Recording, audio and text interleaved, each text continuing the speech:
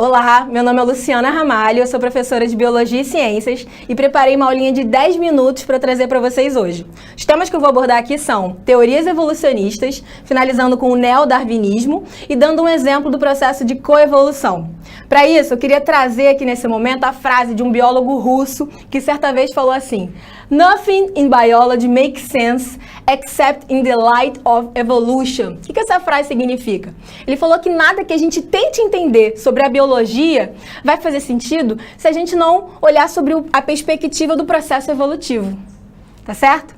E aí, eu trouxe aqui para esse momento as duas primeiras teorias evolucionistas.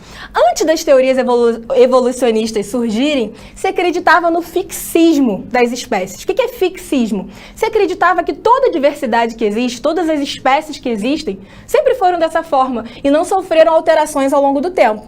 Foi aí que um cara chamado Lamarck falou o seguinte: espera aí, vamos mudar essa visão aí? Não é possível. Não houve variação nenhuma, nenhum tipo de mudança. E ele fez a seguinte proposta: será que, quando o ser vivo usa determinada característica, usa determinada estrutura em demasia, ele não desenvolve mais essa característica e aí passa essa característica que ele transformou ao longo da vida para a sua prole?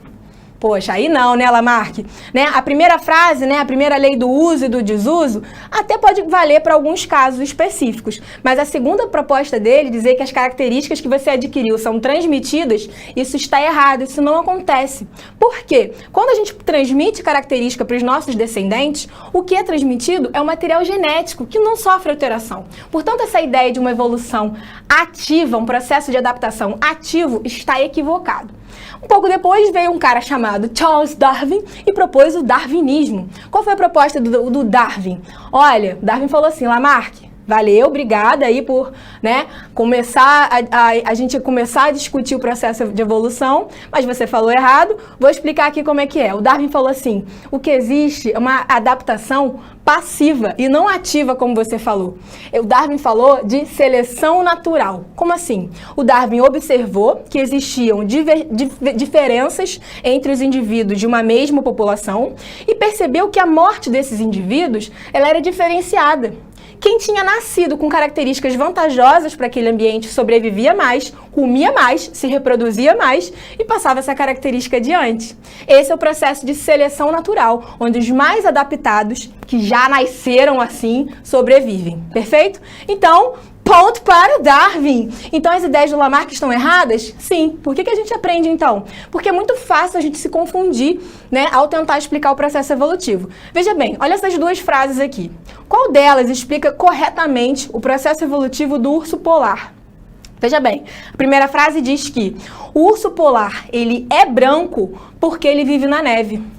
Tá dando a entender que ele foi ficando branco, foi embranquecendo para sobreviver num ambiente de gelo, portanto se camuflar, conseguir comer uma foquinha ali, beleza. Só que essa frase é uma frase lamarquista, tá errado, o processo de adaptação não é ativo. Olha a frase de baixo, que está correta: o urso polar, ele só sobreviveu ali na neve, ele só está ali porque ele é branco, ele já nasceu branco, né? O urso pardo sofreu alguma mutação aleatória, surgiu um urso pardo albino, portanto branco, que quando surgia essa variedade dentro do ambiente de gelo, essa característica era selecionada. Por que não existe urso albino na floresta? O que é um pontinho branco no meio da floresta? O urso polar. Ele vai conseguir caçar? Vai, ele vai ser caçado. Então, essa característica ela é selecionada de acordo com o ambiente. Beleza? Então, Darwin ganhou, Darwin, né, conseguiu explicar tudo? Ainda não, né? O Darwin não conseguiu explicar como que surgiam essas variedades dentro da população, tá certo? Mas o Darwin acertou e mandou bem quando ele falou que o processo ocorre de forma natural. Se o Darwin fosse pagodeiro, a música dele seria essa aqui, ó: deixa acontecer naturalmente. Processo de evolução a partir da seleção natural, processo passivo. Beleza? Olha aqui um resuminho da ideia darwinista. Existe variabilidade dentro da população. Essa variabilidade, ela é selecionada de forma natural, de forma que os que nasceram com características vantajosas vão sobreviver mais, sobrevivência do mais adaptado, gerando assim, né, acúmulos de pequenas diferenças de características dentro de uma mesma população. Lembra que o Darwin não conseguiu explicar isso daqui. Isso só foi possível no neodarwinismo. Neo significa novo, ou teoria sintética da evolução, que uniu as descobertas trazidas pelo Mendel, né? Lembra do Mendel, aquele cara que fazia experimentos com ervilhas e descobriu a genética e contou pra gente como o padrão hereditário funciona? Então, só depois das descobertas do Mendel que foi possível a gente finalizar e entender o processo evolutivo. Aí, o neodarwinismo fecha e diz assim, olha, podem surgir mutações aleatórias, como eu dei no exemplo do urso pardo, né, que surgiu uma mutação aleatória, nasceu um urso albino, né? Então você tem ali uma geração de variabilidade dentro de uma população. Ou recombinações gênicas, através do crossing over ou permutação, que ocorre lá no processo de meiose, no momento da formação de gametas. Os nossos cromossomos podem, né, fazer trocas de fragmentos, de, né, pedaços de gene, e a própria segregação independente dos cromossomos homólogos, no momento da formação dos gametas, cria ali sempre combinações novas. Então esses são os fatores geradores de variabilidade. Perfeito? Para a gente resumir o processo evolutivo, a gente precisa entender que dentro de uma população que tem ali pequenas diferenças, ela está sujeita à deriva gênica. O que é um barco à deriva? Um barco que não sabe para onde vai, né? Um barco aleatório, está nadando de forma aleatória. Deriva gênica é a aleatoriedade do fluxo gênico. Como assim? Né? Será que um grupo de genes, né, determinadas características que deveriam prevalecer porque são vantajosas numa população, podem por acaso ser extinguidas? Pode, né? Eventos naturais acontecem e aí a gente, né, classifica como deriva gênica. Migrações, ou seja, populações que vivem em outro local podem chegar ou sair, né, enfim, fazer ali um processo migratório, trazendo ou levando, né, características diferentes entre as populações, promovendo aí esse fluxo, beleza?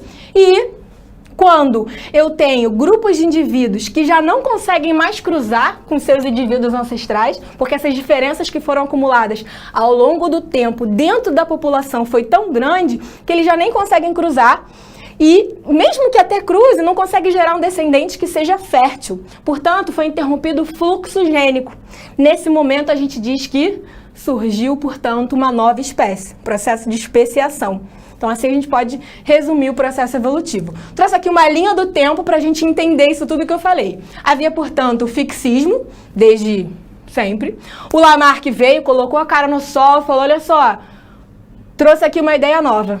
Mas não estava muito certo. O Darwin veio logo depois, explicou de forma correta, mas faltaram detalhes. Só depois, com o Mendel, esse carinha aqui, né, trazendo conceitos de genética, foi possível a gente fechar tudo com o neodarwinismo. Olha quem está aqui de novo. O Theodore, aquele biólogo que eu trouxe no início da aula. Ele é um biólogo neodarwinista, perfeito? É isso. Botei aqui embaixo as leis de cada um, né, o que cada um falou, para a gente resumir tudo que foi dito aqui. E eu queria finalizar mostrando, né, exemplos, evidências do processo evolutivo. Coevolução, para mim é o mais lindo deles. O que o processo de coevolução mostra pra gente? Quando a gente vê, né, vou começar com esse exemplo aqui, uma mariposa que possui uma língua, né, o nome técnico é probóscite, bota probóscite pra fora aí.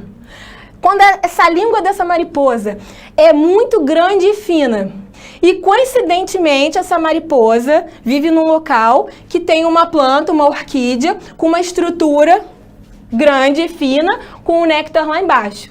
Que coincidência, né? Caramba, que bom para essa flor que vai poder ser polinizada e que bom para essa mariposa que vai ter lá o néctar dela. Coincidência elas surgirem no mesmo lugar?